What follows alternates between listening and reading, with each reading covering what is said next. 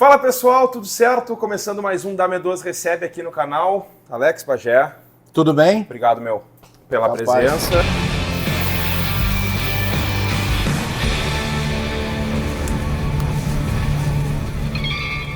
Eu te conheci, tu era repórter da Rádio Guaíba. Sim. Em 2011. Então me conta um pouquinho da tua história, como é que tu veio para Porto Alegre, como é que começou a tua carreira, que eu sei que tu tem mais de 20 anos na lida já. Tem, cara. Pô, eu tô com quase 50 de idade, né? Eu tô com 49. Eu sou nascido em Bagé, né? O meu pai tinha jogado futebol lá, mas isso nos anos 40, 50. Era conhecido como Bagé. O meu pai é um cara de 17 filhos e 13 casamentos. Ou seja, eu tenho meu pai tatuado aqui, né? Tu tem algum parente por aí? Então? Cara, eu tenho alguns irmãos que eu não conheço, né? Fora de brincadeira. Caraca. Eu sou o 15, tem mais 2 depois de mim. Cacete. Mas claro que esses, alguns antes de mim e todos depois eu conheço. Que mal pergunte, que ano nasceu teu pai? Meu pai nasceu em 31, cara. Meu pai já é falecido e tal, né? Sim, mas o meu pai jogou bola nos anos ali, final dos anos 40, início dos anos 50. Caceta. Numa outra época e tal. Então meu pai era músico, né? Viajava a América do Sul inteira, então eu tenho irmãos espalhados, mais 13 casamentos. E tu sabe que eu sempre conto essa história porque eu tenho um irmão que serviu como muita base para mim, que tu deve ter conhecido, que é o Ronaldo Rangel, que foi técnico, inclusive, de futebol, que era chamado também de Bagé. E aí a gente veio muito cedo, né, de Bagé, porque, pô, família pobre e tal, o pai sempre foi um cara da boemia, e aí todo o dinheiro que ele ganhou, ele jogou para cima em casamentos, desfeitos e tudo mais. E aí, cara, a gente vem com 2 anos, eu venho para Porto Alegre, e na época, até em função, né, de uma dificuldade financeira muito grande, a gente vai morar na Zona Sul, que é na Restinga, eu sou criado na Restinga. Uhum. E, cara, eu costumo dizer que eu tive uma infância difícil porque não tinha acesso a coisas que hoje eu considero. Na época, guri, era uma infância maravilhosa, de jogar bola na rua, tu não sabia o que era dificuldade, né? Tu começa a entender depois. Sempre tive uma mãe muito... que sempre foi uma pessoa que sempre me instigou a estudar, a trabalhar, a mostrar que aquilo era bom. Eu trabalhei em várias funções, assim, em várias profissões. Eu sou um contabilista formado, por exemplo, trabalhei dentro do escritório de contabilidade. Tá brincando, meu? Mas eu nunca me imaginei, Gonçalo, trancado, sabe? Dentro do ambiente assim, da contabilidade. Coisa, né, meu? E aí, no meio disso, eu sempre quis ser jornalista, cara. E sempre foi pro lado esportivo, pela relação com meu pai, pela relação com meu irmão.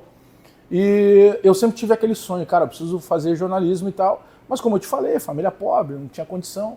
E aí quando eu tô lá com 22 para 23 anos, eu já tinha condição de pagar minha faculdade. Eu disse, cara, agora eu vou fazer a faculdade. Aí eu passo no vestibular, que não queria dizer muita coisa, né? Porque passar no vestibular tu comemora quando é na URGS, né? Nas outras tem que pagar igual. Eu passei, acho que em terceira chamada na PUC, olha só que merda. Eu cheguei a passar na PUC, mas eu lembro que na época estava muito caro. Aí eu optei pelo IPA, que agora nem existe mais a faculdade de jornalismo. Nem existe mais. Eu, João Batista Filho, o Chico Garcia também, fizemos ali nessa época do IPA. Só que quando... Aí a gente está falando do início dos anos 2000, tá? O que eu penso? Eu digo, peraí, eu preciso... Eu quero agora ser radialista, né?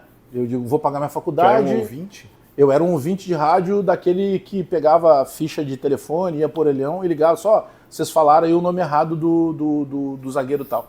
Sabe, aquele cara chato pra caramba, que a gente vivia uma outra época de redação também, né? Sim. Talvez muita gente mais nova agora não vai entender, né? Sem ligação a cobrar. Não tinha botava telefone. Ouvinte no ar. Não tinha telefone celular. Depois veio o celular, ele era analógico, não era o smartphone. Não tinha câmera no celular. Completamente diferente do que a gente vive hoje.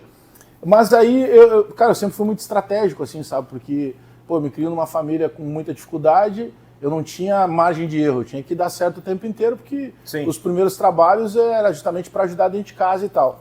Então, eu tinha muita coisa assim que eu ia guardando. Um dia eu vou fazer isso aqui. Para te ter uma ideia, com 12 anos, eu acordava 3 da manhã para entregar Correio do Povo. E aquilo me servia como uma base muito grande, porque eu até hoje tenho uma palestra que eu faço, e que eu pego até hoje o Correio do Povo e eu consigo ainda dobrar ele dobra de um jeito que ele fica um envelopinho. Porque tu chegava na frente das casas e tu usava para jogar na varanda das casas, para não pegar o sereno ou chuva e o cachorro não rasgar. Então, só que enquanto eu ia dobrando o correio, eu ia lendo. Então, cara, eu sabia com 12 anos e convivendo num ambiente que a maioria dos meninos da minha idade não sabia o que era alta de dólar. Eu já sabia, porque eu lia. Sim. De manhã ali, trabalhando e lendo. E eu sempre disse, cara, um dia eu vou botar meu nome nesse jornal. E tu conviveu tu conviveu depois. E eu tenho até hoje o primeiro jornal quando saiu o meu nome numa matéria. Então, vários gatilhos me levam para aquilo, sabe? Entendi. Então eu digo, pô, eu tenho que fazer isso aqui. Então eu tinha sempre muita questão de estratégia. E aí eu pensei o seguinte, eu digo, cara, eu vou pedir emprego nas rádios como? Eu tenho uma porta de entrada. Eu sou irmão do Bagé, meu irmão fazia ótimos trabalhos, depois ali, já um pouquinho depois com Glória de Vacaria, antes com Palmeirenses, clubes do interior. E eu digo, cara, é a única porta de entrada, mas como é que eu vou trabalhar numa rádio? Os caras não me conhecem. Como é que ela vai me contratar? Aí eu conversa com um, conversa com o outro, cara, tem um curso na Fundação Padre Landel de Moura que tu tem que fazer esse curso de locução para te chegar a pedir. Era o famoso Teve um período que ele valia mais do que o diploma da faculdade. Eu me lembro. Se tu só formasse jornalista e tu não tivesse o curso da FEPLAN, tu não era contratado. Eu tava no primeiro semestre da faculdade, eu já tinha esse curso feito. Tu era obrigado a fazer. Aí eu vou fazer esse curso, cara. E aí, cara, os caminhos vão se abrindo, né? Quando tu trabalha, assim, tu te dedica. Aí eu chego lá, encontro o Otacílio Gonçalves da Silva Júnior, que tinha sido técnico do Palmeiras. Pô, foi o cara que ajudou a escolher a grama do estádio de Yokohama, no Japão, que tem o título mundial do Inter, que tem o título mundial do Brasil. Da Seleção Brasileira em 2002. Esse era o Otacílio. Chego lá, tá o Otacílio, aí a gente começa a se apresentar, né? Não, eu sou o fulano de tal, tô aqui, por isso eu falei só. Meu irmão é técnico de futebol, eu disse, cara, teu irmão é meu amigo pra caramba e tal. Então a gente se aproxima, os trabalhos sempre a gente fazia juntos, um dia ele chega assim, cara, tu quer trabalhar em rádio? Eu disse, Otacílio, tô fazendo curso pra isso. Ele, como assim? Sim. Se eu chegar lá e pedir emprego, os caras vão dizer assim, não, tu tem que ter o curso. Eu disse, tá aqui. Então já vou chegar com esse curso pronto. E ele disse, não, então vou te apresentar pro REC. Eu disse, tá bom, o REC era o chefe de esportes, né? Cara, eu tenho maior gratidão pelo REC. Hoje eu não tenho relação com ele, sabe? Acho que cara, vai chegando um ponto, né, que tu vai criando a tua própria personalidade e tu começa a discordar de algumas coisas. Então teve uma atitude que não foi legal dele comigo, já tá superado, tudo certo, mas eu não tenho relação de amizade com ele. Sim. Mas eu tenho a maior gratidão por ele ter sido o cara que me abriu a porta. E na época não tinha a figura do estagiário remunerado. É tipo, tu quer aprender? Fica tranquilo aí, mas eu não tenho como te pagar. Sim. Só que eu fui entendendo muito rápido como as coisas funcionavam, aí depois eu acabo sendo contratado, aí eu saio assim, até para te dar uma ordem cronológica, eu começo na Rádio Guaíba ali por volta de 2002 para 2003, eu saio da Guaíba... Ficou 10 anos na Guaíba, meu? Fiquei, cara. Eu saio da Guaíba em 2013. Caraca. Aí eu vou pra Rádio Grenal, que estava começando a engatinhar na Pampa. Que foi um período puta importante pra ti, né? Pra mim, uma virada de chave. Sabe por quê? Eu me lembro Porque disso, chegava, por exemplo, Rádio Guaíba, tu viajava com Seleção Brasileira, com dupla Grenal, pô, era maravilhoso. Mas, cara, eu entrava com boletins, tu sabe, tu foi repórter, tu entrava com boletins de 5 minutos, 4 minutos. Eu chego na Rádio Grenal, cara, numa realidade completamente diferente. Tipo, eu ganhava na Grenal 30% do que eu ganhava na Guaíba. Eu trabalhei na madrugada que virou Rádio Grenal. Rádio Sul era Rádio Sul até tal dia. Rádio Sul. Rádio Sul até tal dia, à meia-noite passou a ser Rádio Grenal, às 2 da manhã eu entrei no ar. Então tu sabe exatamente como funcionou. E aí, quando a gente chega lá, eu digo, cara, mas cara, não tinha alguma coisa que me dizia que aquilo ia dar tão certo, cara. Pô, aí tu tinha turno de 5 horas. Pô, tu lembra? Não tinha nem vinheta de um programa pro outro. Tu entrava, tipo, sei lá, 10 da manhã. Não tinha comercial, meu. Não tinha? Eu cheguei a pegar quando não tinha. Era 30 segundos, trocava a equipe e trocava embora. Com aquela mesinha, parecia uma mesinha de piquenique e tal. Isso aí. Só que a gente começa, cara, eu acho que a gente tinha algumas coisas que parece que a gente enxergava antes. E quando a gente começa a entender que parte da direção não brigava muito pela gente, eu disse, cara, ou a gente briga agora entre a gente aqui pra dar certo, porque ali em cima os caras não estão nem aí. Cara, e aí daqui a pouco chega um dia o Ibope e a gente é vice-líder de audiência só perdendo pra Rádio Gaúcha. Sim. Disse, cara, é tu ser o artilheiro do campeonato. Que era a concorrência. E quem fez mais gol que tu foi o Pelé. Não, e a Gaúcha muda a programação. A Gaúcha criou o programa do Colin até hoje, da meia-noite às 3 da manhã, pra tentar combater. Porque a Bandeirantes, quando chegava, por exemplo, jogo do Grêmio ou do Inter, tá? Deu meia-noite. A Bandeirantes automaticamente começava a reproduzir a Band de São Paulo. Sim, eu me lembro disso. A Guaíba, ela na época fazia reprises de algumas coisas e depois, em 2007, quando vem a Igreja Universal que compra, passa o programa da Igreja. Sim. E a Gaúcha fazia os melhores momentos do programa que era apresentado pelo Daniel Escola, de manhã cedo, e os melhores momentos do Sala. ninguém focava no futebol. Aí entra a Rádio Grenal, Sim, aí todos reproduzindo os bonecos que estão coletiva. acordados. Aí os guris que chegavam na madrugada, pegavam a coletiva de 40 minutos do Renato, sei lá, de qualquer treinador. Cara, vamos ouvir o que disse o Renato. E botava, e trabalhei pro cara nessa que madrugada gostava aí. do futebol, ia pra ali.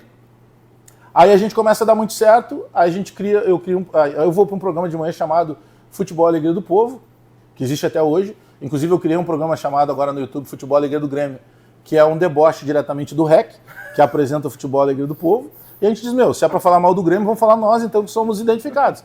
Aí criamos todo o programa com os guris que trabalharam comigo na época. Cristiano Oliveira, Diogo Rossi, Felipe Kunrat, César Fabres. No começo o Rafael Serra também participou com a gente. E aí, quando a gente está num programa de manhã lá, eu digo, cara, como é que a gente vai fazer? Porque a Rádio Grenal não viajava. Tinha um patrocínio da TAM, a maior companhia aérea brasileira, mas não viajava. As passagens eram para diretoria, aquelas coisas que acontecem no rádio. E eu digo, cara, a gente tem que mudar isso aqui. Como é que a gente muda? Eu digo, vamos fazer o seguinte. Tu sabe, tu viajou, né? Então tu fazia amizade com o cara de São Paulo, com o cara do Rio, com o cara de Belém. Eu digo, cara, vamos fazer o seguinte, a gente não vai ter repórter lá, vai jogar Grêmio e Palmeiras, tá bom. Eu ligava para alguém lá que cobriu o Palmeiras, pô, irmão, eu preciso que tu faça assim para mim um boletim de 5 minutos de manhã, pode ser? Eu, claro, Bagé, sem problema, precisar de mais alguma coisa. Pá, cara, tem problema se tu fizer um outro à tarde? Ele, não tem problema, te manda os dois, tá bom. Aí eu pegava um outro, tu pode mandar um à noite. Então, na parceria, eu ia revezando e sempre tinha, cara, vamos saber o que está acontecendo com o adversário do Grêmio, o adversário do Inter. Começou a dar certo. Sim, naquela época as rádios de São Paulo também viajavam o Brasil inteiro, que também é uma coisa que não acontece mais hoje. Aí, começa a dar certo, tá? Só que um dia me chamam lá na direção e dizem assim, vocês estão entrevistando muita gente, a conta telefônica está muito alta. Juro pra ti.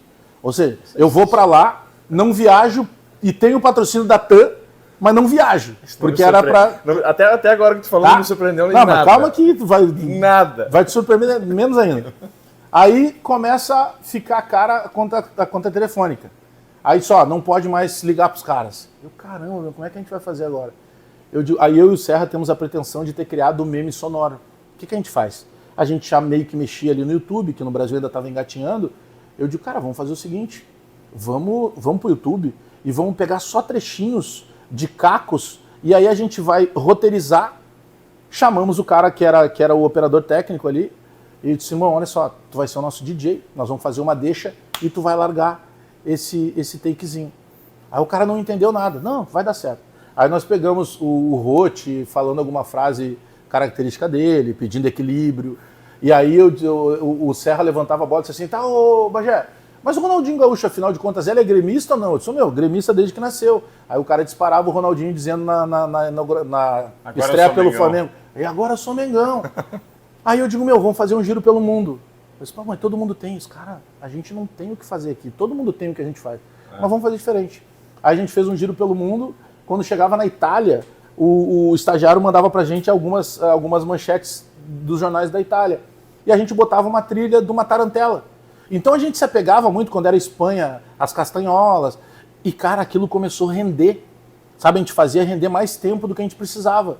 Sem usar entrevistado, sem usar convidado. Eu digo, conseguimos entender o que faltava. As pessoas não sabem como é foda manter 24 horas de programação no ar, E outra, a gente tinha um aviso 5 minutos de uma rádio fora do ar parece um dia. Tá louco. A gente tinha um aviso da Marjana Vargas, que era diretora, que tu conhece muito bem. Conheço muito bem. Que era assim, volta e mente, por exemplo, aconteceu o Super Bowl lá nos Estados Unidos. Cara, vocês viram o Super Bowl? Já tocava lá. Ei, é futebol e a Rádio Grenal. Tu não podia falar da seleção brasileira. Como é que tu sustenta 24 horas Inter-Grêmio? Os assuntos iam se repetindo. Aí o que a gente começou a fazer?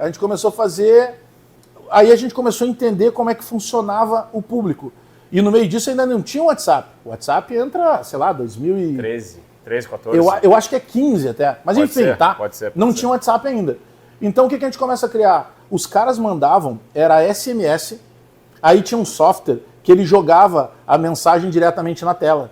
Então tu tinha lá o marimbondo azul, tu tinha o tricolor não sei o quê, tu tinha o colorado não sei do quê. Tinha o Ajax da Cruzeiro, os caras tinha não sei o quê, eu me lembro desses caras, meu. Os caras te usavam ali... Os caras estão até hoje ouvindo lá, meu. Até hoje.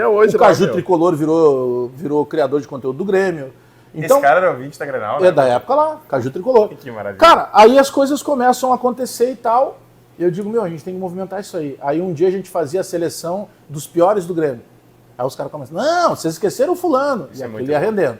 Porque a gente conseguiu entender que a gente tinha um retorno direto da galera que estava ouvindo. E isso tudo que tu tá me falando agora, tá no YouTube hoje em vários canais diferentes. Em vários canais diferentes. Vários canais diferentes. E aí a gente tinha lá, trabalhava com a gente, era Gustavo Caruso, nunca me esqueço, e a Ana Carolina Guiar. Que trabalhou na Guaíba hoje depois. os dois trabalham com assessoria de políticos, mas ela trabalhou na Rádio Guaíba. Uhum. E a gente chega e fala assim, cara, tá todo mundo fazendo, cara, não era o YouTube que dava certo, era live no Facebook. A gente começa a fazer a live no Facebook. Só que como eu já tinha aquela coisa de, pô, irmão, só fazer a live não basta, porque nós temos 4 pessoas aqui. A gente tem que ter uma câmera na cara de cada um. Só que nós precisamos de alguém para dirigir isso. Porque quando eu estou falando, a câmera tem que estar no meu rosto. Mas não necessariamente. Como é que a gente faz isso? E aí a Ana e o Gustavo fazem isso. Eles não recebiam para isso. Eles ficavam durante todo o nosso programa, das 9 da manhã às 10h30, fazendo os cortes de graça, porque eles gostavam do retorno que estava dando. Cara, aí a gente ganha um prêmio lá de veículo digital do ano, aí as coisas começam a mudar. Aí o seu Otávio Gadré, né, que eu costumo dizer que ele é o Silvio Santos do rádio, ele chega e diz assim, a partir da meia-noite de, sei lá, quinta-feira, o dial de vocês vai aumentar de potência.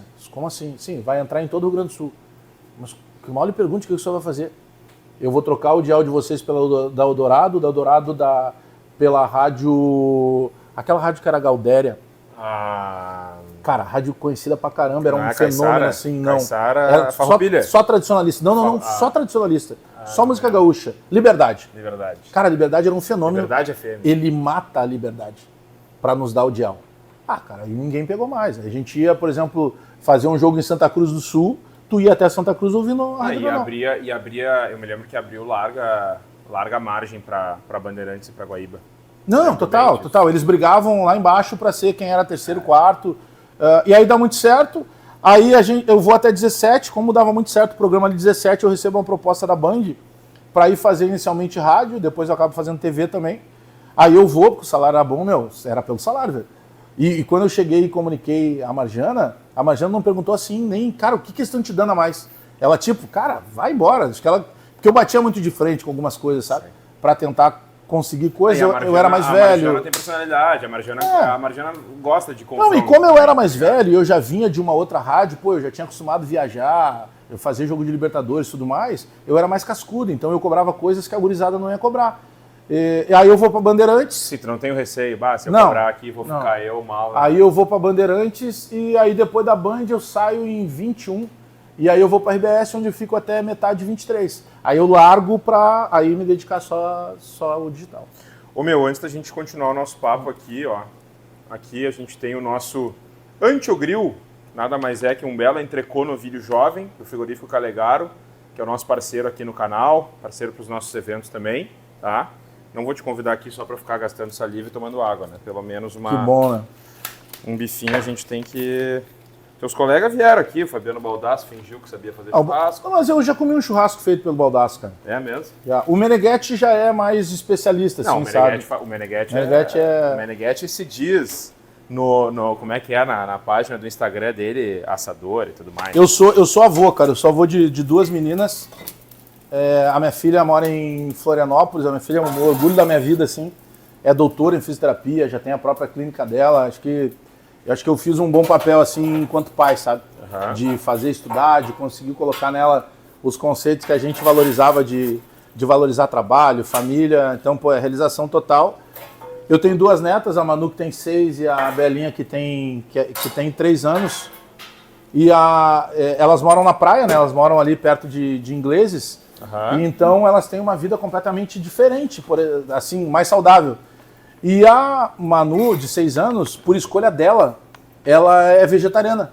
Ela entendeu, ela sempre foi muito apegada aos bichinhos, aos animaizinhos, e aí chegou uma hora que ela deu aquele estalo e disse assim, mas peraí, como é que eu gosto tanto dos bichinhos e como é que depois eu como esses bichinhos?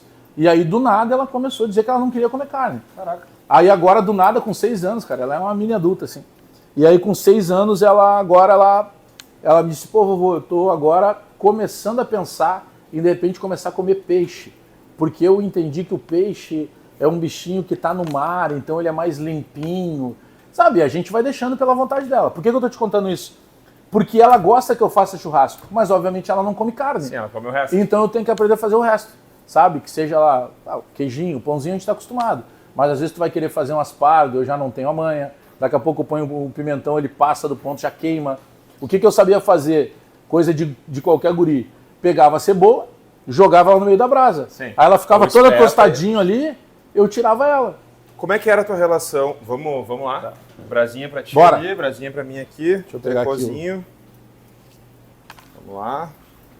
Fazer o calor. Tem o salzinho aqui, tem o pegador ali, tá tudo certo. Como é que era a tua relação com o churrasco, meu, na tua infância? Do teu pai? Cara, Tu tem lembrança do teu pai? Tem lembrança da tua família? Tu é embora tenha tido uma infância humilde, como tu mesmo disse, Bagé é uma cidade de fronteira, basicamente, então tem uma cultura forte de assado. O cara que é do interior, principalmente da fronteira, né, ele tem essa relação já, mas eu sou muito carnívoro, assim, sabe? Então, mas as lembranças que tem de churrasco, mesmo na dificuldade, o churrasco era a celebração. Claro. Né? Porque quando tu ia comemorar alguma coisa, tu comemorava como? Com churrasco. Claro. Quando tu tinha, eu lembro da gente fazer jogos com a gurizada lá, a rua de cima contra a rua de baixo, quem perdia, todo mundo fazia o churrasco, mas quem perdia assava o churrasco, pagava o churrasco e servia o churrasco para quem ganhou. Então, mesmo numa dificuldade, porque, cara, o churrasco, tu é um especialista nisso. O grande lance do churrasco é isso aqui, é a resenha, é a convivência. Depois tu vai aprendendo que tu tem uma faca diferente, que a maneira de cortar ela pode ser diferente, a maneira de salgar pode ser diferente. Mas ele era a gente tinha sempre essa ideia como uma resenha. E naquele momento da resenha, ninguém tinha problema. Porque, cara, eu tô falando de uma infância assim, eu moro hoje num lugar maravilhoso e muito seguro, eu consegui realizar assim o sonho da minha vida de morar num lugar e dar uma estrutura para minha família muito boa. E aí eu tava o dia que as minhas netas vieram da última vez, que elas moram lá em Floripa, eu tava conversando com a minha filha e mostrando para ela, eu disse, pô, olha só, a Manu, que é a mais velha, tem 6 anos. Olha a tranquilidade disso aqui. Ela brinca, ela tem segurança, ela tá bem assistida. Eu, com a idade dela, cara, eu acordava durante a madrugada com o som de tiroteio.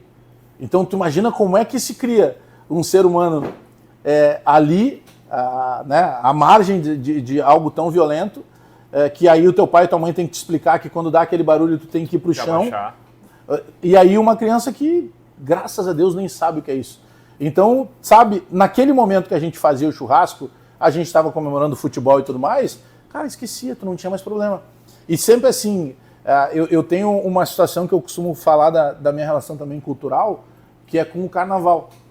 Porque a escola de samba, junto com o futebol... Eu ia te perguntar isso, quando surgiu a tua relação com o carnaval? Desde muito cedo, cara, porque eu sempre gostei de escrever, tá? Uhum. Eu sempre fui o cara que eu tinha que ir pro jornalismo de alguma maneira, porque eu ia muito melhor em língua portuguesa e gostava mais de escrever redação do que fazer cálculo.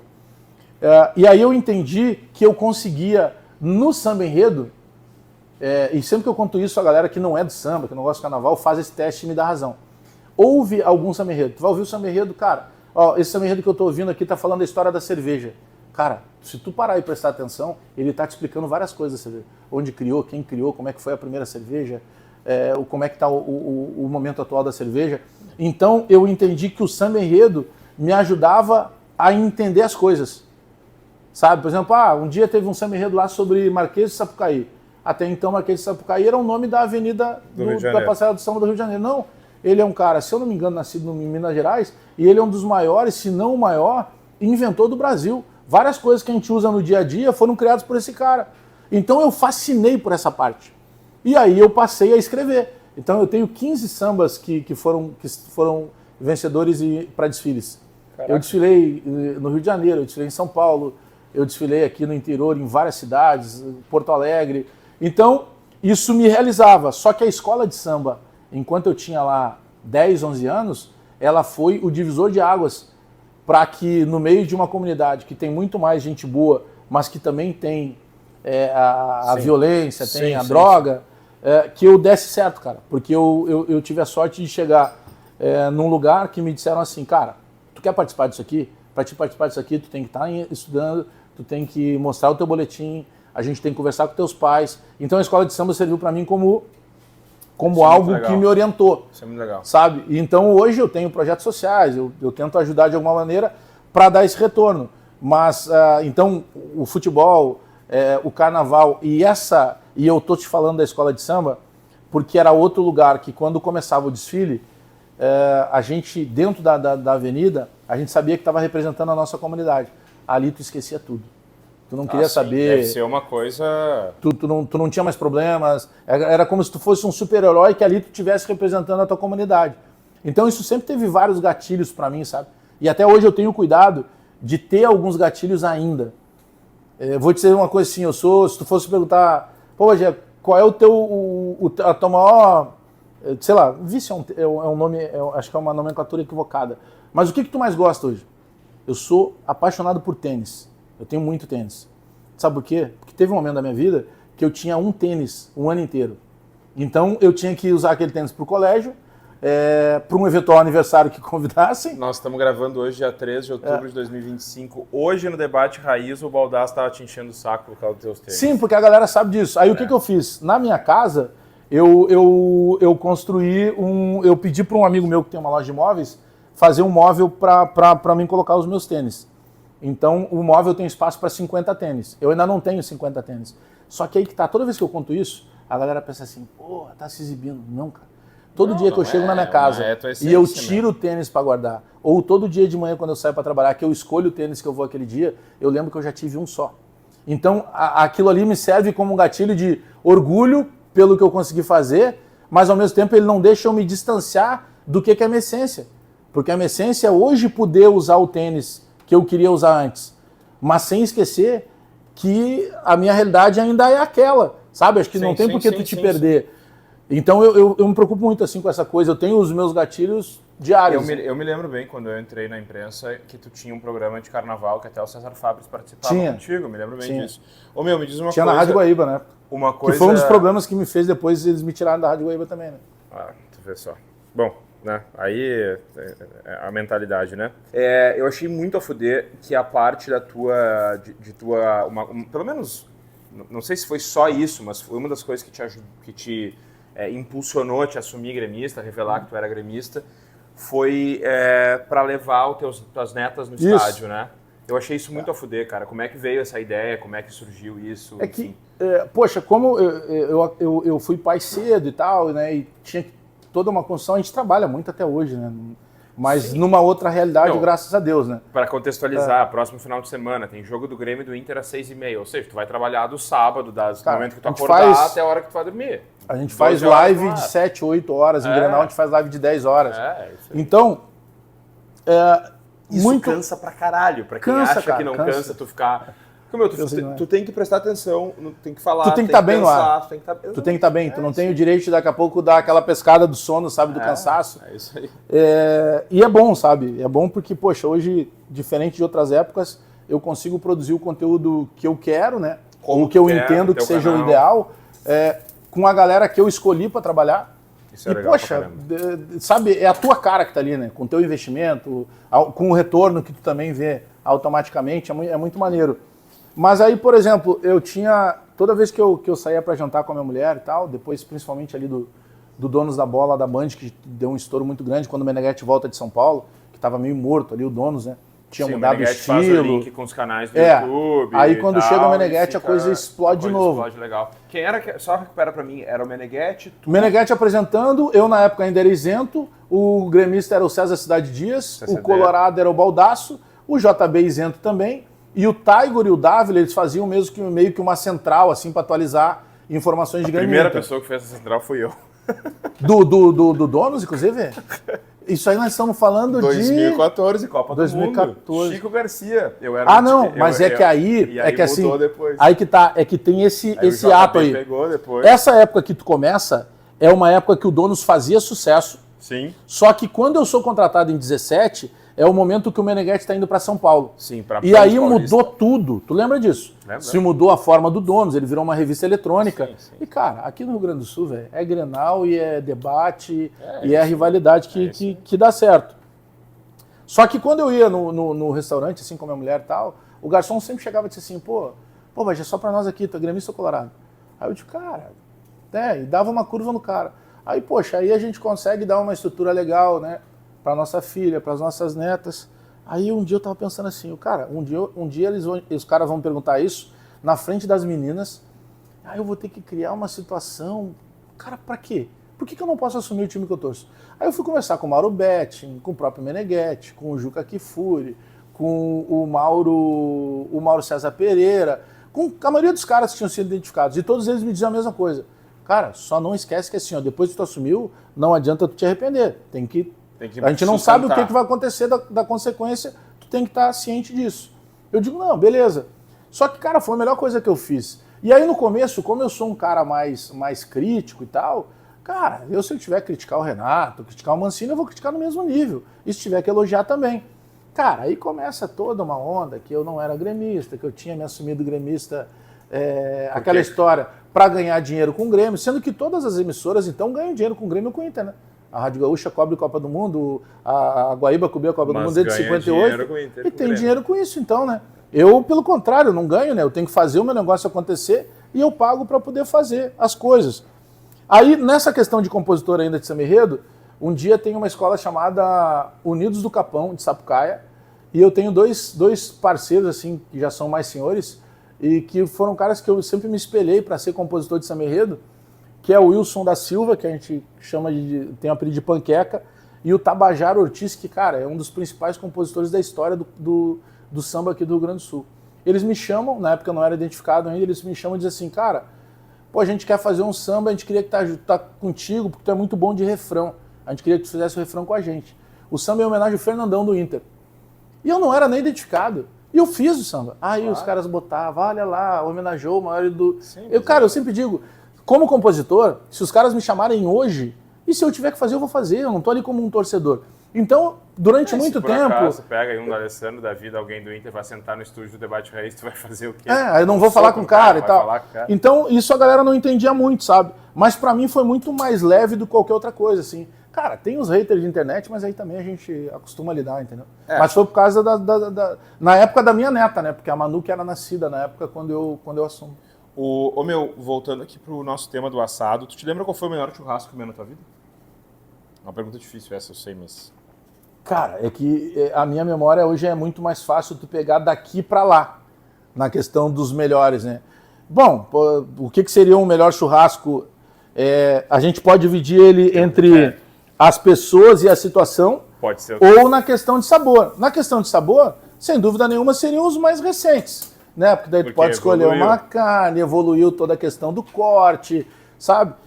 Mas sem dúvida que na questão das memórias, poxa, era poder ter o meu pai e minha mãe vivos, de ver a minha mãe fazer uma salada de maionese, sabe? De ver a minha mãe fazer um aipim para acompanhar, de ver o meu pai ali preparando, e o pai tem isso, né? Ele às vezes se vestia como se fosse um super-herói, né? Não, a gente tá conversando aqui, vira carne daqui, vira de lá. Não, o pai sempre tinha. Tem que ver o meu ali, não tem que virar. Se não vai... O pessoal acertou. A tua pressão é que o Baldasso acertou, cara. Se o Baldasso acertou, tu tem que acertar também. Cara. Que depende o que eu acertou do Baldasso. Não. Mas pra mim a lembrança é essa, sabe? Mas melhor, cara, eu acho que esses que eu tava te falando da época de guri, da época de futebol. Tem um churrasco que a gente fez, que é muito engraçado, cara, que a história, ela é uma história assim de uma outra época, mas ela tá recheada de essência. Cara, a gente não conhecia o mar, lá na Restinga, né? Aí chegou a época da época de praia, assim, vem um amigo nosso e disse assim, vou fazer uma excursão com toda a galera do time e nós vamos todos conhecer o mar. Ninguém conhecia o mar. Vamos para onde? Cidreira. Cara, na época a cidreira pra gente era a mesma coisa que chegar hoje pra mim e dizer assim, vamos para as Maldivas. Sabe? Tu ir pra praia, aquela confraternização. O banheiro da excursão era desculpa, o ônibus não tinha banheiro. Então eu lembro que a gente parou 3 ou 4 vezes ao longo do caminho, que não é muito longo, 3 horas para poder ir pro banheiro, no banheiro e tal. Cara, irmão, eu lembro como se fosse hoje. As caixas de isopor no corredor, aí com o tempo aquelas caixas tudo quebradas, que os caras pisavam, aí pagode lá no fundo do ônibus, ninguém tocava nada com nada, aquela cerveja quente, mas ninguém tava nem aí, tava curtindo. Só que aí vem o ponto. quando a gente chega de madrugada lá.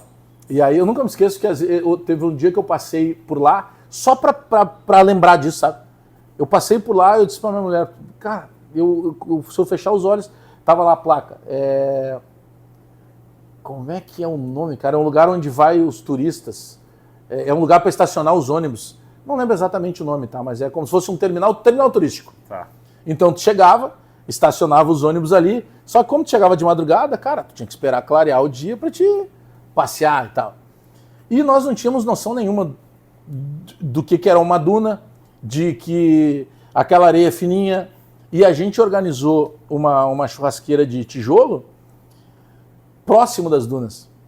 E aí bateu um vento e tapou os espetos de areia. A milanesa. Só que aquela areia é fininha. Sim, não sai de areia. Tu leva Pode botar na água, embaixo da torneira, não sai. Nada. Aí chegou um ponto que era o seguinte, primeiro cara... pedaço crocante, tu cara, sente toda areia. ela crocante. Terrível. Parece que tu tava mastigando vidro, assim, terrível. sabe? Já fiz isso. Então essa lembrança, cara, ninguém me tira. Eu já parei no lugar ali pra dizer pra minha mulher, só, a gente parou aqui, o ônibus era ali e tal. Então mesmo em momentos, entre aspas, mais apertados, assim, se a gente fosse falar na questão financeira, não. Tinha a essência dessa confraternização, dessa gandaia organizada, assim. Talvez esse tenha sido o melhor churrasco pelas memórias, não o melhor churrasco de sabor, daquela carne mais elaborada. Sim. Cara, a gente fazia rateio dá 10, quem não dá 10 dá 5, quem não tem 5 ou não tem nada, não dá nada, sabe? De tu pegar caixa d'água, e encher de gelo. Sim. E aí a galera vai chegando, cada um traz a sua cerveja. Aí, cara, o cara que traz a cerveja ruim acaba tomando a cerveja boa. Famoso. Então essas lembranças, sabe? De uma época, cara, que a gente não tinha maldade nenhuma, sabe? Que a gente só pensava naquele dia. Cara, hoje tem, então beleza. Amanhã a gente vê o que acontece. Tu tem esse sentimento hoje, mais ou menos, na tua vida? Com a tua satisfação profissional hoje, mora onde tu queria morar? Tenho, cara. Trabalha com teus amigos? Eu tenho uma sensação hoje de realização. Eu sei que, poxa, tipo, para esse corpo ficar em pé tem que trabalhar demais, né? Porque não pode parar, né? O tempo inteiro ficar te alimentando. Mas isso também faz parte. Mas eu tenho, cara, eu sou um cara muito preso a algumas coisas, assim. Eu, por exemplo, todo dia que eu saio de casa e que eu chego em casa, eu agradeço, cara. Para mim é uma realização. Eu passo pelas ruas do lugar que eu moro, assim, admirando aquilo que eu vejo todo dia. Porque me passa o filme na cabeça todos os dias, entendeu? Das dificuldades, de tudo que a gente passou. E principalmente, cara, de valorização. O meu sonho era ter uma casa para poder levar meus amigos. Então, tu pegar e convidar os caras. Pô, pega lá 2, 3 casais, 4, 5 casais e poder fazer um churrasco na tua casa. Ô meu, isso sabe uma coisa muito legal. Isso não tem dinheiro que pague. Uma coisa muito legal. A gente foi... concorrente, mas eu trabalhei com o Baldasso, o Meneghetti foi meu chefe, o Baldasso era meu colega, enfim. O Baldasso chegou a ser chefe lá na Band também uma vez. Eu cheguei Ele lá. Quase me contratou. Eu cheguei lá depois da chefia do Baldasso já. O meu chefe na época era o Carlos Guimarães e depois foi o Chico, que, cara, são 2 amigos que eu tenho até hoje. O Chico eu falo até hoje também. E... cara, uma coisa muito legal que o Baldasso falou, o Meneghetti falou e tu tá falando agora, e tu já tinha falado fora do ar quando a gente tava conversando, é que vocês 3 disseram, hoje a gente trabalha com quem a gente escolheu trabalhar. E dá pra ver claramente que vocês são amigos pra cacete, assim, né? Embora o Baldasso não goste de seres humanos, o Meneghetti gosta. Ele é antissocial. Ele é antissocial, mas vocês realmente são muito amigos, né? Acho que isso faz uma puta diferença no trabalho de vocês, né? Faz, cara. A pergunta que eu mais ouço nos lugares que eu vou eu lembro que eu fui fazer uma palestra, acho que foi em Lajeado, Arroio do Meio. E aí tinham deixado... Não, foi Lajeado mesmo. Tinham deixado pra mim um hotel reservado. E, cara, sei lá o que houve, morreu um ruído de comunicação. Quando eu chego no hotel, 1h pouca da manhã, não tinha, simplesmente não tinha minha reserva, né? Aí eu disse, mas tu não tem nem um quarto, alguma coisa, um sofá que eu possa dormir? Tu me desculpa, mas a cidade está lotada, está acontecendo uma convenção e tal. Eu disse, tem algum hotel que tu possa me indicar? Ele disse, olha, tem esses 2 aqui, eu acho que tu não tem como ligar. Aí ele ligou, disse, não, olha, tu pode ir no hotel tal que tem... Eu disse, muito obrigado pela tua gentileza, botei no Waze e fui pro hotel. Aí eu tô chegando no hotel 2h pouca da manhã. Aí, chego, bato na porta, o cara tá lá no fundo lá, né? Hotel 2h pouca da manhã, cidade interior, o cara já tá na recepção só por estar. Hoje deu, né? Aí o cara olha assim, não. O cara levanta assim, não. Tu não vai me dizer que agora vai entrar o Baldasso aqui também. Eu disse, não, cara, eu não moro com o Baldasso. Pô, eu vim fazer uma palestra, pô, vou enxergar o Baldasso só amanhã. Porque a galera criou essa coisa, porque um gremista e um colorado existe desde que o mundo é mundo, né? E provavelmente a dupla mais icônica tenha sido Santana e Kenny Braga, né? Sim. Outras tantas houve, mas eu acho que os dois foram icônicos e tal, por essa questão de provocação. Eu e o Baldasso, o que a gente mostra, e hoje a gente faz muita publicidade juntos também por isso, é que tu pode ser rival, tu não precisa odiar o cara, tu pode ser amigo, todo mundo tem amigo gremista ou colorado, todo mundo tem familiar gremista ou colorado. Na minha família são poucos colorados, mas tem, assim como amigos. Meu pai é colorado, por exemplo. Mas a gente vive muito isso, né? Daqui a pouco, pô, o filho torce para um time, a mãe ou o pai torcem para o outro. Então a gente conseguiu mostrar isso, sabe? Que dá para ser amigo do cara, tá no dia a dia, por mais que a gente discorde, sabe, de várias coisas, mas eu acho que a gente tem um tom disso que tu falou, a gente se respeita e se gosta. Então, por mais que em determinados momentos, pô, debater com o Meneghetti, tu sabe, o Meneghetti é ácido pra caramba. E hoje ele tá muito mais tranquilo. Muito mais tranquilo. Muito. Eu digo pra ele, se tu fosse usar hoje um apelido, seria o grisalho tatuado. Alguém me disse esses dias que o Meneghetti envelheceu bem. Eu não falei isso pra ele, ia ficar puto comigo, mas não, mas ele mudou demais. Isso que tu pegou ele numa época muito mais ácida do que eu. Ô, meu, entendeu? Eu peguei o Meneghetti já mais light. Eu brinquei com ele aqui no ar e brinquei fora do ar também. O Meneghetti achou que eu odiava ele, tá ligado? Isso é muito bom. E, cara, tá tudo certo. Eu vejo vocês todos os dias, praticamente. Especialmente quando o Inter perde e o Grêmio ganha. É melhor, realmente. Mas enfim, a sintonia, ela é bem... Ela funciona ela é clara. muito por isso, sabe? Embora, às vezes, a gente discorde muito, assim, do que um outro pensa. Mas eu acho que tem uma questão ali de parceria, sabe? Quanto tempo de debate raiz já? Cara, é outubro de 23. Começa outubro de 23. Agora. É pós-Grenal, aquele Grenal que o Soares faz que é o último do Soares, e que é o Grenal que o Renato sai sem dar entrevista, que ele tinha viagem. Sim. É na segunda-feira após aquele Grenal. Eu fui que a gente começa. Aquela ali é a primeira transmissão que eu faço de dupla, assim. Eu pego o repórter Eduardo Picão, ele vai pro estádio e eu faço pré e pós-jogo. Eu nem faço jogo. E aí, quando dá aquele pós-jogo que o Renato não vai pra entrevista, poxa, deu uma audiência fantástica, eu digo assim, pô, cara, eu tenho que olhar isso aqui com mais carinho, sabe? Sim. E aí, a partir dali que eu começo a fazer as transmissões, aí eu sabia que eu tinha que ter um narrador e tal, eu vou lá e convenço o Marco Antônio Pereira, que infelizmente depois nos deixou. Que era gremista pra cacete. E aí ele, cara, assim, pena que ele nos deixou, né? Mas, cara, ele tava muito feliz, assim, porque ele tava curtindo demais. Até o fato de ter sucesso, sabe, parecido com o que ele tinha no rádio, sabe, ele estava tentando algumas coisas na internet que não estava dando muito certo, e aí a gente começa a fazer a jornada e começa a dar muita visualização. Eu adorava ele, cara. Ele era demais. Ele sempre me tratou... O Marco era um cara difícil, assim, todo mundo... Muito. Eu briguei várias vezes com ele na época da Band. Todo mundo que trabalhou com ele muitos anos... Todo mundo briga com ele. É um misto de amor e ódio, assim, todo mundo. Mas era uma briga que 2 dias depois passava, sabe? Ele vinha comigo ele era nota 10, assim. Mas ele sempre foi um cara muito, muito leal, sabe? Eu acho que o básico para qualquer situação de amizade, a gente sabe que nem todo mundo que trabalha junto acaba sendo amigo. Mas eu acho que o cara tem que ser leal, né? Porque tá todo mundo no mesmo barco. Pô, a gente já passou tanta dificuldade com essa questão de trabalhar em rádio, sabe? Pô, às vezes tu ganhava pouco, às vezes tu tinha que... Às vezes não, né? Sempre tu ganhava pouco. Sempre ganhava pouco. Às vezes tu foi querido com o rádio. Mas, tipo, na Rádio Grenal, a gente nem recebia a hora extra. Era banco de horas, né? Financeiramente tu não recebia. A primeira transmissão que a gente faz de um título foi a final da Copa do Brasil de 16. Tá.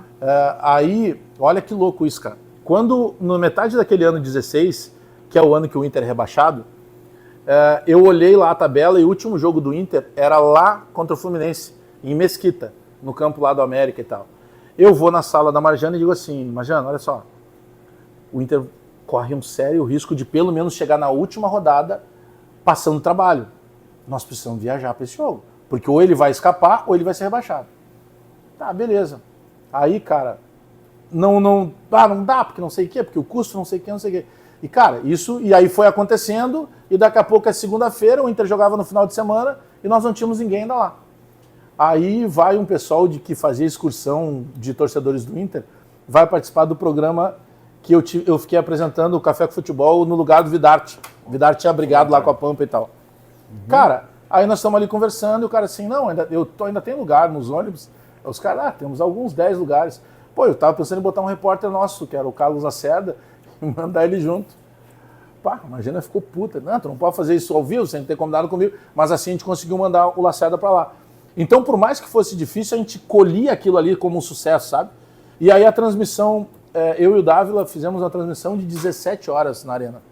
17 horas transmitindo. Quando terminou o Grêmio campeão da Copa do Brasil, a gente já não tinha mais voz, mas a gente sabia que aquilo ali para a rádio era importante. E aí depois deu muito certo, né? A forma que a rádio expandiu.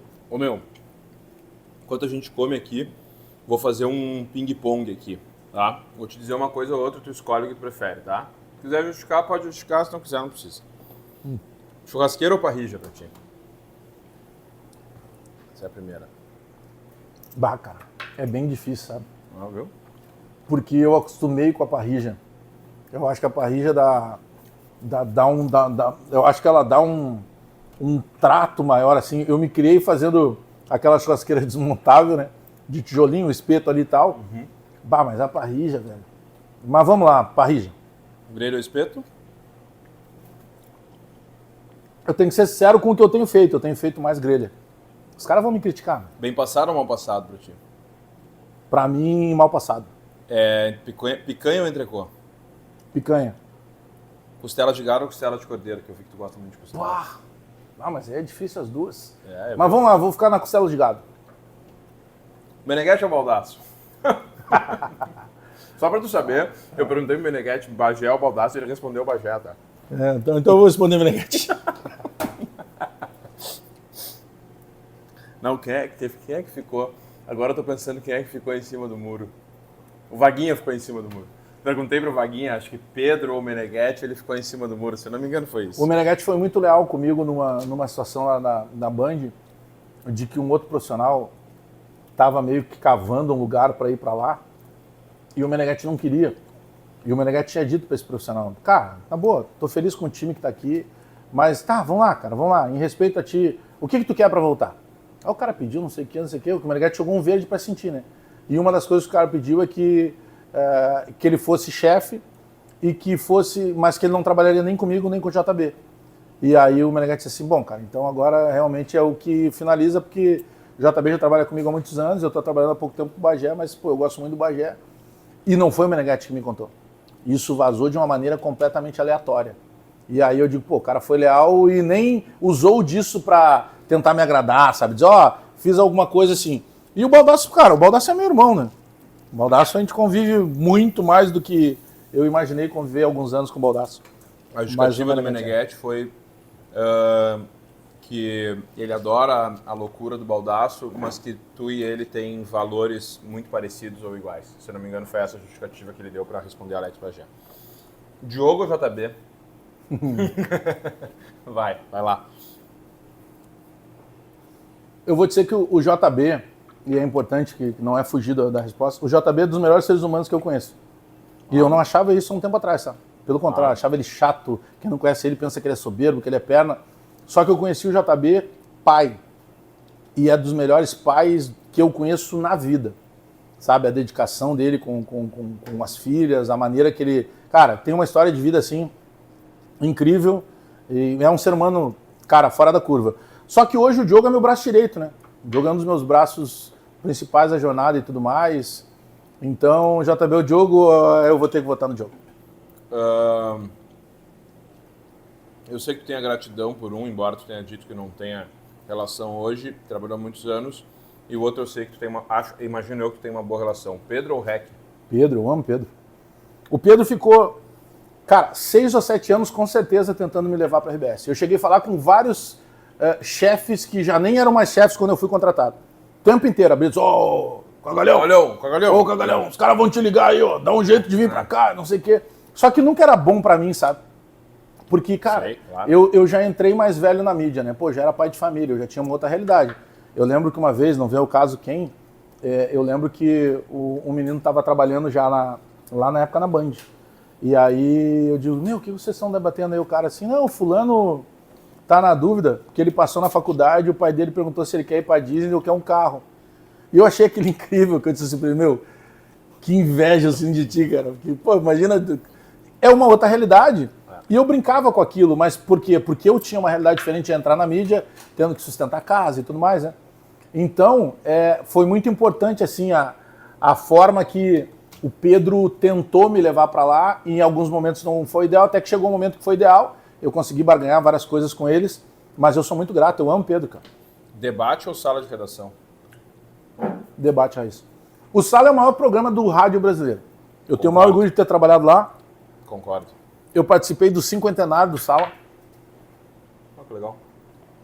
Eu conheci um cara que eu convivi pouco tempo com ele, e o pouco tempo que eu convivi com ele foi à distância, em função da doença, mas que se tornou meu amigo, e eu senti muito a partir dele, que foi o Davi Coimbra. Gênio. Gremistaço também, né? Não vou te dizer os nomes, mas às vezes quando dava alguns debates, ele, Bagé, deixa que aí é guarda popular contra a camisa 12. Então era esse humor, assim, do... Se a gente cara, conta com a inteligência da audiência, o pessoal vai saber. Cara, eu às vezes, agora faz tempo que eu não faço isso, tá? Eu ia no WhatsApp para relembrar conversas, eu tenho até hoje lá, as conversas que... E a gente sabia legal. Que ele já estava num momento complicado, sabe? Enfrentando a doença, às vezes fazendo programa com dor. Genial, cara. Genial, ser humano demais. Então, mas ainda nem foi, aí foi só para falar do Sala, né? O Sala é importantíssimo. Cara, sabe a lembrança que eu tenho do Sala? Depois eu descobri que meu pai era hater. Por quê? Porque a lembrança que eu tenho do Sala, e o primeiro discurso que eu faço no Sala, quando o Pedro, com aquela forma carinhosa, né? Oi, cagalhão, o que tu veio fazer aí? Fala aí. Aí eu fico lá uns 3 minutos falando, e eu dou todo o discurso olhando pra tatuagem do meu pai. Porque ali eu tava vendo minha mãe, meu pai, a minha família toda. Porque eu sabia que o quanto seria o orgulho do meu pai saber que eu consegui fazer uma carreira. Quando meu pai morreu, eu ainda não tinha essa carreira. E principalmente chegar no sala de redação. E eu lembro do meu pai parando tudo na hora do almoço para ouvir o Sala. E aí que eu entendi que ele era um hater hoje, nos dias de hoje. Quando o cara dizia algo que ele concordava, ele chamava de gênio. E quando o cara discordava, ele chamava de imbecil. É assim que funciona a rede social hoje com a gente. A galera não quer a tua opinião. Óbvio. Ela quer que tu dê uma opinião parecida com o que ela quer ouvir. Isso vale para tudo, posicionamento político, qualquer situação. Então, eu quero posicionamento. Mas se tu dá um posicionamento que seja contrário ao que o cara quer ouvir, naturalmente, tu vai tomar pancada. Então, o Sala tem isso, sabe, de história, assim. Para mim foi um orgulho demais trabalhar 2 anos e meio no Sala. Mas é que o Debate Raiz muda a minha vida em todos os sentidos, mas principalmente na confiança que eu tenho de 100% dos caras. Isso realmente é uma coisa que não tem preço. Pra ti, no geral, rádio ou YouTube? Cara, hoje YouTube, sem dúvida nenhuma, mas, cara, eu sou um homem de rádio. O rádio te prepara, tu sabe disso. Sim. Hoje, com o tempo que tu fez de rádio, se o cara te dá TV, tu consegue fazer. O cara que tivesse o teu mesmo tempo de crônica na TV, se ele vai pro rádio, ele tem dificuldade. Porque é uma outra velocidade, ele vai ter dificuldade de se adaptar, outro raciocínio. A TV, ela te entrega muito mais um protocolo de coisas, né, que naturalmente também elas chegam, entre aspas, mais mastigadas, mais prontas. Eu não estou tirando mérito da TV, por favor. É difícil também de fazer. Que é outro produto. O rádio te dá essa situação. Quer ver uma coisa? O rádio tem uma situação de improviso que a TV não tem. A TV tem menos, não é que não tem. Eu só não vou lembrar o ano, acho que foi 2007. A queda do avião da TAM em São Paulo. Sai aqui de Porto Alegre, vai desembarcar, vai pousar lá em Congonhas e acaba tendo um acidente, né? Eu estava terminando um plantão e aí, quando eu estou saindo, eu disse, não, vai lá pro aeroporto, porque tem 2 focos lá. O Bernardo Armani, que hoje trabalha na Record de São Paulo, ele está cuidando da Infraero, que fica no 2º andar, e tu vai cuidar do balcão da TAM, que fica no térreo. E, cara, quando chega lá, a produtora começa a mandar, e às vezes ela ligava pro Bernardo, e o Bernardo assim, pois é, porque era o estilo do Bernardo, ele estava acostumado a fazer outras pautas. Quando ela ligava para mim, eu disse assim, me põe no ar. E saía desenrolando. E foi uma cobertura muito difícil, porque tu lidava com perdas. Eu fiz isso na Boate Kiss. Pelo amor de Deus, fiquei 10 horas na frente do HPS. A gente tá ali com o mental lá embaixo, com as pessoas no entorno com o mental pior que o nosso. Tinha Grêmio Santa Cruz no Olímpico. Eu lembro. O Bruno Ravazoli me ligou. Hoje trabalha no Internacional, foi meu colega na Band, me ligou. Meu, deu merda, e a gente vai ter que ajudar o jornalismo aqui, cancelou a rodada, vem pra empresa. Eu me lembro direitinho disso, cara. Tava aqui do lado, na rua do eu me lembro que a gente falava muito na resenha que tu e o Bruno Ravazoli eram muito parecidos, porque vocês eram um pouco ranzinhos, assim. Sempre. Mas que pra profissão valia demais. Demais. Porque... meio ranzinho. Sabe que isso é um negócio que que eu agradeço ao REC, tá? O REC, na redação da Guaíba, ele nos deixava de uma maneira tão tensa que tu tinha que estar... Ele nos instigava a querer dar notícia o tempo inteiro. E no momento lá eu achava que aquilo era ruim. Depois, com o tempo, eu entendi o quanto aquilo era importante. Sabe? Porque tu tava sempre... E eu lembro que vocês tinham muito disso. Sabe? Repórter para dar notícia tem que querer dar notícia. A gente tinha... Cara, a gente tinha na redação ali o Meneghetti, o Vaguinho, o Ribeiro, o Baldasso, o Chico. O Chico menos, né? O Chico é um cara mais... Sim, mas vocês tinham pessoas que cobravam também. Mas a gente tinha gente que cobrava, né? O meu Arena Olímpico pra ti. As perguntas boas, cara, porque a maior lembrança que eu tenho é o Olímpico. 2 delas. 3 delas. Vou começar na ordem ao contrário, tá? 96, o Grêmio faz 1-0, tinha que fazer 2 gols contra a Portuguesa. Paulo Nunes faz um gol no começo do jogo. Aí a gente pensa, vamos golear a Portuguesa. O gol só sai aos 38 do segundo tempo. Ailton, eu sou foda. Mas a gente ficou o jogo inteiro em pé no Olímpico porque nós tínhamos certeza que em algum momento a gente faria o gol. E eu tenho o maior orgulho disso aí, cara, porque hoje Dinho, Alexandre, Derlei, caras que... O Adilson, caras que eu nunca imaginei conviver, Carlos Miguel, Emerson Rosa, e hoje os caras são meus amigos. E aí se tu pegar 95... Eu cito 95 nem a Libertadores. Eu cito o título que a gente perdeu. No duelo das tintas, era Souvenir do Corinthians e Renner do Grêmio. A gente perde a final no Olímpico, só que, cara, os times eram tão bons que no final do jogo, faltando 5 minutos, todo mundo em pé e cantando o hino do Grêmio. Tipo, a gente tá perdendo, mas a gente tá perdendo porque eles estão sendo melhores. Sabe, aquele apoio incondicional. E o primeiro jogo que eu tenho lembrança, que é uma final de Campeonato Gaúcho em 1990, a gente ganha o Grenal... Vou te contar a história. A gente começa ganhando o Grenal por 1-0, gol do Assis, irmão do Ronaldinho, que jogava muita bola. O Inter empata com um paraguaio ruim pra caramba, que era um lateral chamado Jaque. Empata 1-1. E o Grêmio, aquele jogo, tinha despedida de 2 jogadores do Grêmio. Luiz Eduardo, zagueiro bom demais, tio do Regis, que é meu amigo também hoje, Luizão. E Cuca, que os dois estavam indo pra Espanha. Cara, o Inter tinha um goleiro chamado Maisena. Sim, famoso Maisena. E aí tinha um baixinho, camisa 11, chamado Paulo Egídio. E o meu pai, eu nunca me esqueço... Então, esse Grenal é conhecido como Grenal do Paulo Egídio. Grenal do Paulo Egídio. Ele faz 2 gols, ele inferniza. Cara, o meu pai, ele tinha 2 manias, assim. Ele gostava de dizer algo que na cabeça dele tinha certeza que ia acontecer. E aquele dia aconteceu, ele disse assim... Sabe por que o Paulo Egídio não jogou bem no primeiro tempo? Porque ele tá com as meias altas. Ele só joga bem com as meias baixas. Aí eu lembro como se fosse hoje. O Grêmio volta e disse assim, olha lá, baixou as meias, tu vai ver agora. E ele barbarizou. Aí eu volto pra casa no ônibus pensando, pô, cara, o meu pai sabe demais, Grenal do Colégio. Pô, ele cantou a pedra. E o meu pai não conseguia ficar parado. Então, acostumado no campo de várzea, ele saía a caminhar. Então, cara, eu via o meu pai na chegada e no final. Porque ele saía a caminhar nervoso, ele ia acompanhando o ataque e tudo mais. Eu entendo teu pai. Então eu tenho uma lembrança muito boa desse primeiro Grenal, sabe? Que é um Grenal no Olímpico. Cara, a arena é maravilhosa, a arena é dos estados mais lindos do mundo. Mas pra mim, Olímpico. Olímpico. Só pra gente fechar aqui, mais 2. Paulo Nunes ou Luan pra ti? Bah, cara, pô, baita pergunta. Foda, né? Eu tenho, pra te ver o nível do Luan dentro da minha casa, eu tenho um sobrinho que o nome dele é Luan Guilherme, em homenagem ao Luan. Tá. Então, pra te ver o nível de Luan, a gente chamava de Luanel Messi, né? Mas, cara, o Paulo Nunes, pra minha geração, pá, gol de bicicleta, era o Paulo Nunes ganhando o Grenal, era o Paulo Nunes ou o Arce botando a bola na cabeça do Jardel, o lado direito era muito forte. Mas eu vou ficar com o Luan. Soares ou Jardel? Jardel. Eu tenho uma opinião bem impopular com o Soares. Que ele não é ídolo, né? Pra mim, ele não é ídolo. Eu vi um corte teu esses dias no YouTube. Cara, eu acho que ídolo tem que ser o cara que ganha título. Eu fiquei chateado, pô, monstro jogando, tá? Mas eu fiquei muito chateado porque ele tinha 2 anos e ele pede 2 anos. O Grêmio oferecia 1, ele queria 2. Depois que ele teve 2, ele rompeu o contrato. Tem que estabelecer um critério do que é ídolo e do que não é. Pra mim ele não é ídolo, mas dos maiores jogadores que vestiu a nossa camisa, sem dúvida. Antes da gente ir pra... além da gente continuar comendo, tem uma sobremesa também, a gente trata bem os convidados aqui. O que não pode ter no churrasco pra ti? Pode ser... Cara, vou te dar um exemplo. O Meneghetti respondeu o corneteiro. O Potter disse que não podia ter chimichurri. Não, eu gosto de chimichurri. É, eu também gosto. Cara, eu não gosto de batata doce, por exemplo. Eu vejo que a galera às vezes vai assar batata doce, abobrinha. Eu não gosto. Mas eu não diria que não pode ter. Tá, mas vamos lá. Geleia. Tá. Cara, por exemplo, eu gosto de comer ovelha ali. Cara, eu não consigo. Tá. Talvez seja um erro meu de não conseguir harmonizar. Não. Mas eu acho que geleia. E o que não pode faltar no churrasco? É carne com osso. Boa. Costela. Pra mim...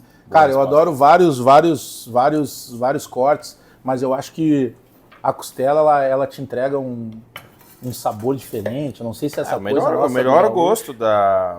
É. Melhor o que tu acha do ponto aí? É óbvio que eu não fiquei pensando se eu acertei ou errei, né? Foi meio no... Não, tá aqui, ó. É o ponto, ó. Tá rosinha aqui, ó. Eu acho Mostrar que aqui pra câmera. Tá o ponto, ó. Normal. O Potter já veio aqui? O Potter já veio aqui. Cara, o Potter é muito do bom, cara. Tem uma O frase... Potter é das boas pessoas que eu conheci na vida, principalmente eu lá na adoro RBS. ele, cara. Eu adoro ele. Cara, ele é um cara muito top. Ele é engraçado Falo com ele demais. até hoje, assim, muito engraçado. Ele é engraçado Ele é engraçado demais. sem forçar, tá?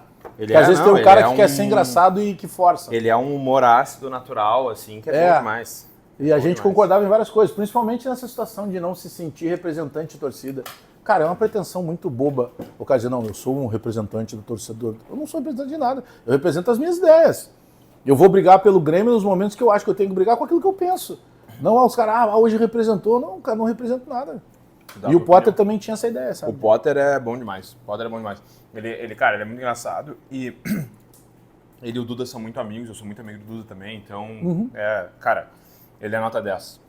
Bom, nós vamos terminar aqui o nosso entrecô. Cara, boa demais. E daqui a pouco a gente tem o sobremesa, um sorvetinho da Fredo pra regular a lenta. E tem brinde pro convidado ainda. Mas o sorvete, tu tem algum sabor específico que tu goste? Eu sou viciado em sorvete. A gente Eu vai... adoro sorvete. Aqui serviu o doce de leite, confere, ô produção. Doce de leite da Fredo, legítimo, argentino, vem de Buenos Aires. Não é coisa pouca. Ó, aqui ó. Direto de Buenos Aires, ó. Sorvetinho da Fredo, doce de leite. Nosso parceiro aqui no canal, pra adoçar a vida. E não só isso, ó. Meu Deus. Al Capone, cervejaria aqui de Porto Alegre. Tem o Alcabar ali no Quarto Distrito, perto do DC. Conheço. Ó, Conheço, obrigado. brinde pro convidado. E aqui o regalo especial do frigorífico Calegaro, Ah, tá brincando. que é o nosso fornecedor de carne aqui, Eita. tá? Nosso parceiro. Tem aí o material, sendo bem sincero, deve ter boné, avental, um equipamento de mate, mas toda a parte brinde do frigorífico Calegaro. Boa, muito obrigado. Agradecimento pela participação aqui. Obrigado pelo convite. Obrigado, Quando meu. precisar alguém para comer churrasco aí, mesmo que eu não precise gravar, eu fico ali nos bastidores ali, tu só Vou faz a fazer carne. o episódio Debate Raiz. Inédito, né? Vocês nunca deram essa entrevista, né? Cara, primeiramente, parabéns, cara, porque, cara, que ambiente bom. Porque geralmente quando tu vai em algum lugar, né? Eu tô falando assim, sendo muito sincero, tu tem um ambiente de estúdio. Não, aqui tu tem um ambiente de casa. É o nosso espaço de É eventos aqui. o teu espaço de evento que tu também produz conteúdo. Cara, muito maneiro mesmo. Parabéns. Bom, meu. Obrigado. Valeu mesmo, tá? Obrigado Mais uma pelo vez. convite aí, valeu mesmo. Obrigado Pessoal, pra galera aí da equipe. Like no vídeo, te inscreve aqui no canal. Eu não vou pedir pra vocês acompanharem o Debate Raiz ou o canal do Bagé, que é sacanagem, né? Eu posso mijar no cachorro. Mas é isso aí, tá? Um abraço, até a próxima, gente. Valeu. Tchau.